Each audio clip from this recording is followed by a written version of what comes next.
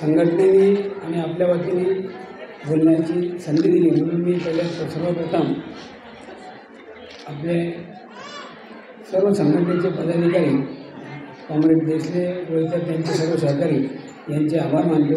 आणि आपल्याला या आज रोजी मला जी आपल्याला सांगण्याची संधी दिली कायद्यामध्ये काय काय आपल्याला ताकदीने आपल्याला काय काय भांडून आणि काय काय मिळवता येईल याकरता संघटना तर जोरात काम करतच आहे।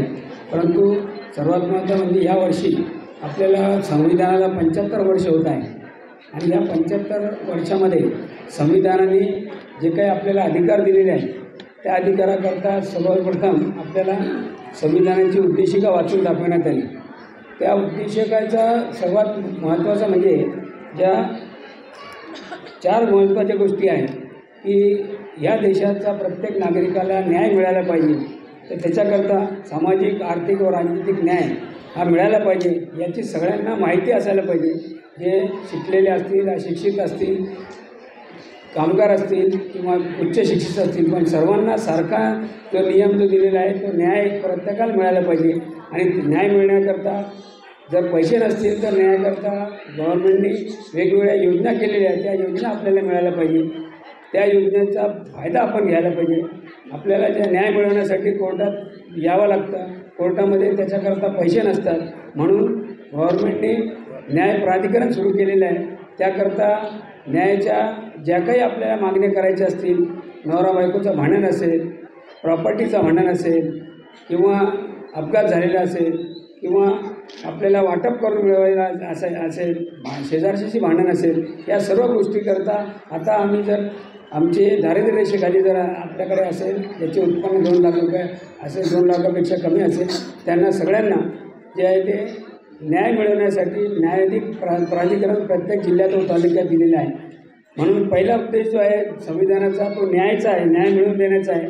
तो प्रत्येक नागरिकाला त्याचा अधिकार आहे। तो किती पैशावाला असला आणि किती गरीब असला तर त्यांना समान न्याय आहे। जसं वोटिंगचा अधिकार प्रत्येकाला समान आहे, तसा न्याय मिळवण्याचा अधिकार सर्वांना आहे। तसं स्वातंत्र्य म्हणजे कोणता, प्रत्येक गोष्टीचं स्वातंत्र्य प्रत्येकाला दिलेलं आहे। तुम्ही काय खाणार आहे, तुम्ही कुठे राहणार आहे, याचा सगळ्यांचा स्वातंत्र्य आपल्याला दिलेलं आहे। या संविधानाने आपल्याला तो अधिकार दिलेला आहे। याची जाणीव जेव्हापर्यंत आपल्याला होत नाही त्यापर्यंत माणूस घाबरत असतो की हे करायला पाहिजे की नाही करायला पाहिजे, ते राहायला पाहिजे की नाही राहायला पाहिजे। या सगळ्या गोष्टीचं ज्यापर्यंत आपल्याला स्वातंत्र्य आहे याची आपल्यामध्ये आत्मसात करून आपल्याला याची माहिती होत नाही।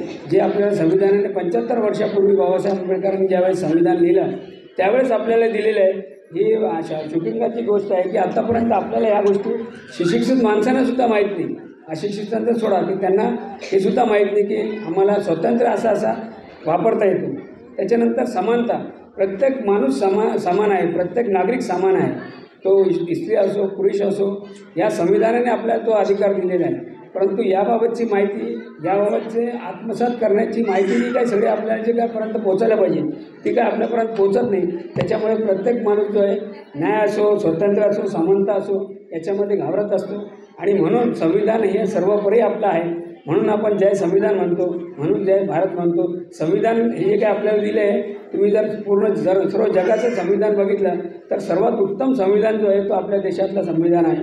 आणि या संविधानाचा जर वापर आपण प्रॉपरली केला किंवा योग्यरीती केला तर आपल्याला सर्व हक्क जे काही आज आपल्या हायटेक संघटना जे आपल्याकरता दिनरात मेहनत करत असते किंवा मिळवण्याकरता जे काही मेहनत करत असते त्याच्याकरता हे जे काही आहे ते संविधानाचा अधिकार आहे म्हणूनच ते करू शकतात।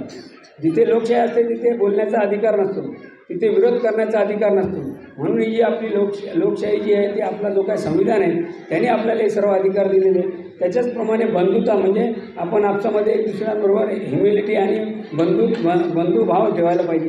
आपसामध्ये चांगलं बंधुभाव ठेवलं तरच आपला देश चांगल्यापैकी चालू शकतो, अदरवाईज चालू शकणार नाही। आम्ही जर प्रत्येक एक दुसऱ्याची भांडण करत राहिलं धर्माच्या नावाने, जातीच्या नावाने, वर्णाच्या नावाने, तर हा देश टिकू शकत नाही। म्हणून बंधुत्व ही जी आहे ती ह्या उद्देशिकाच्या आपल्या संविधानाच्या ज्या बाजू आहेत या सर्व बाजू आपण समजून घ्यायला पाहिजे। त्यानुसार आपण या संविधानाच्या जर बाजू आपल्याला सगळ्या समजल्या तरच आपण जे आहे त्या आपण या देशामध्ये आपल्या राहण्याचा आपला अधिकार जो आहे तो मागू शकतो।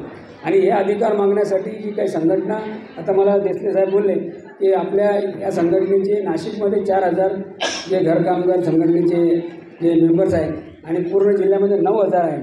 ही किती मोठी संख्या आहे आणि प्रत्येकाचं त्याच्यामध्ये हे जे आता जे कायदा नवीन करण्याचं सुप्रीम कोर्टाने सांगितलं आहे त्याप्रमाणे जर कायदा अंमलात आला तर त्याच्याप्रमाणे आपल्याला प्रत्येकाला त्याचं कार्ड आणि प्रत्येकाला त्याची सुखसुविधा आपल्याला मिळण्याकरता जे काही संघटना आपले काम करते त्याकरता आपल्याकडचं सहकार्य पण जास्त आवश्यक आहे.